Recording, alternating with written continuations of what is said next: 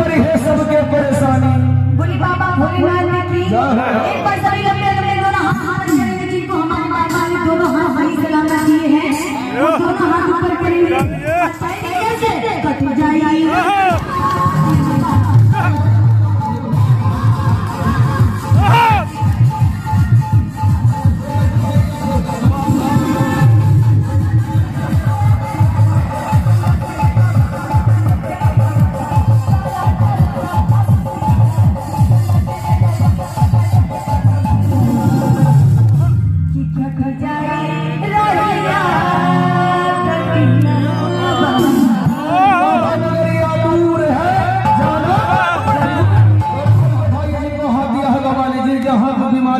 उठाई है जिनके हाथ में कोई बीमारी नहीं, दोनों हाथ उठाइए सीधा सीधा ऊपर और ताली के साथ कहेंगे क्या?